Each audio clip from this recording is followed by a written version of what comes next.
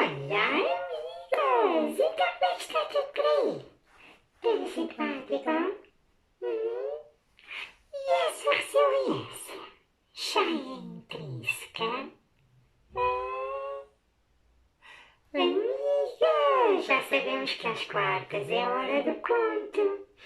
E como eu estou a ficar sem livros, na verdade não é sem livros, já não tenho mais livros de contos. Se quiserem, podem mandar para eu ler contos diferentes. Vamos repetir um livro, mas com outro conto.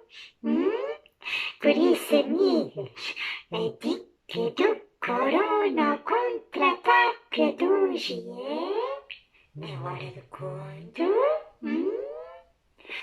O dragão da cidade do Porto!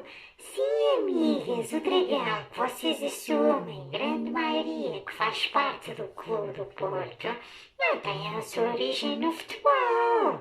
Tem origem noutra lenda que não é uma lenda, é uma história verdadeira, bem mais bonita e que engloba todos os portuenses, independentemente de serem do Futebol Clube do Porto ou não, ou então nem sequer gostarem de futebol. Por isso, amigas, hoje a lenda é um bocadinho maior, não me alongo mais.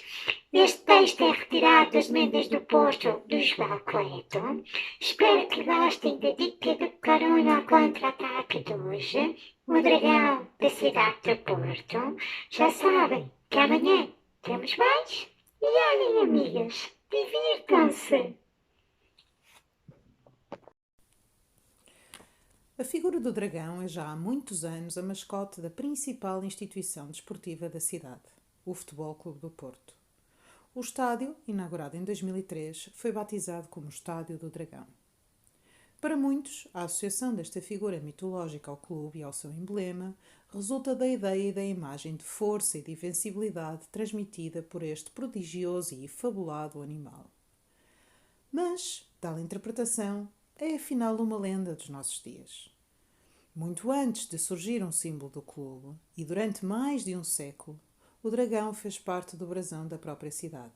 E é por isso que, numa visita atenta ao burgo, o encontramos espalhado por todo o lado. Na origem da dragonização da cidade está o Cerco do Porto, que aconteceu entre 1832 e 1833.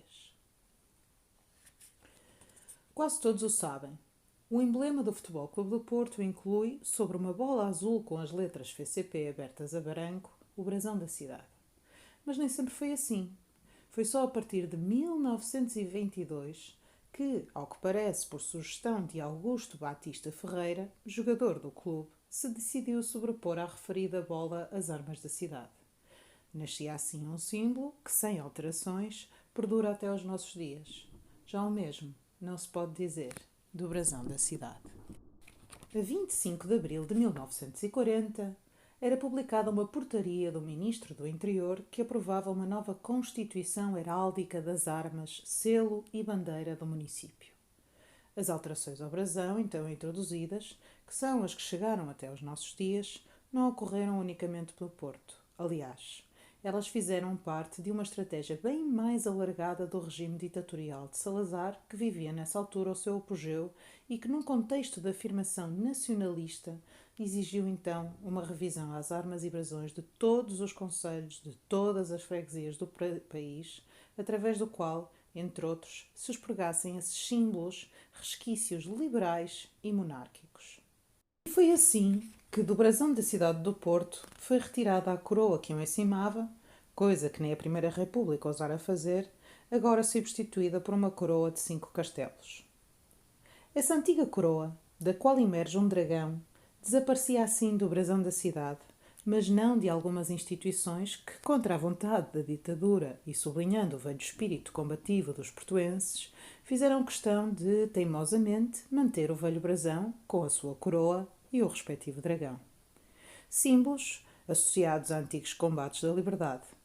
Foi o caso, paradigmático, claro, do Futebol Clube do Porto e o seu emblema que resistiu à imposição, juntando-se assim a múltiplos monumentos que até aos nossos dias continuarão a exibir as antigas armas da cidade. Os dragões, na verdade, estão espalhados por toda a cidade, em alguns dos seus locais e edifícios mais emblemáticos.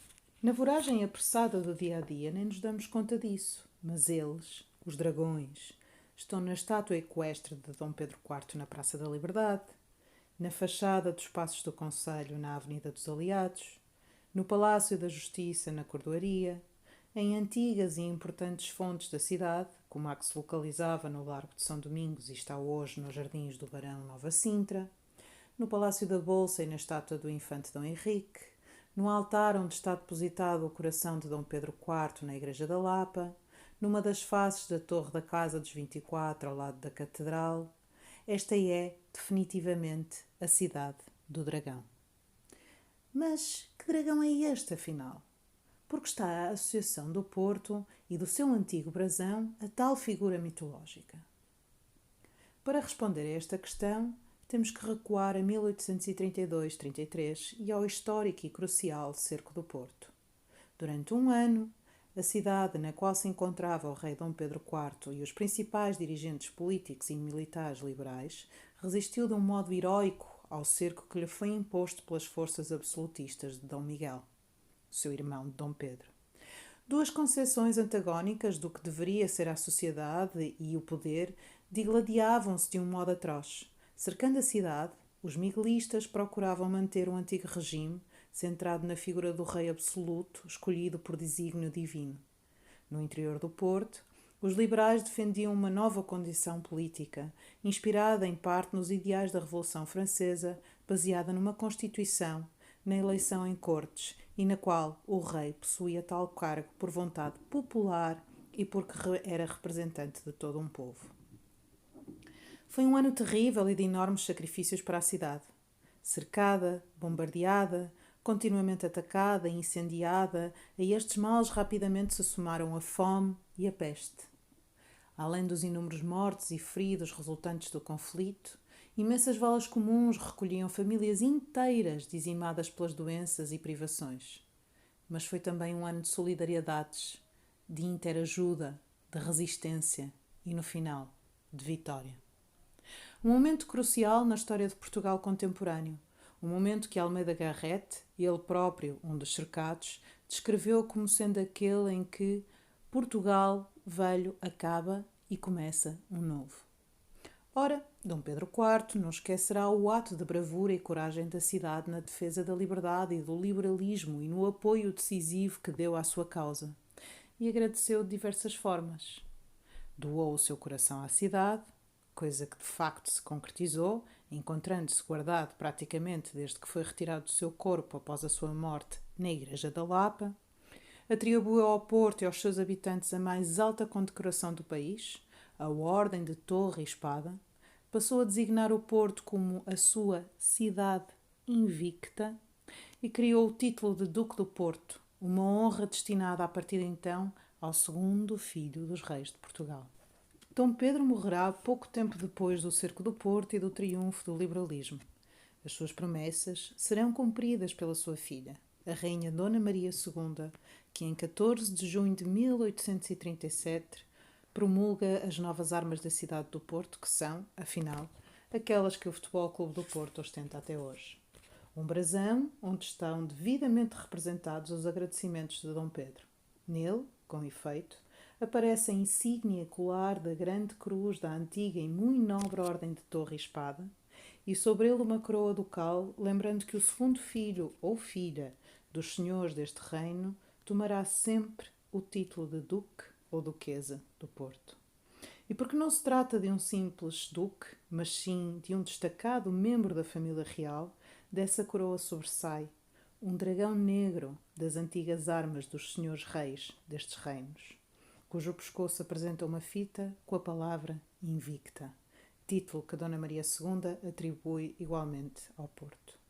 Enfim, um dragão que recorda a coragem, a lealdade e a invencibilidade da cidade.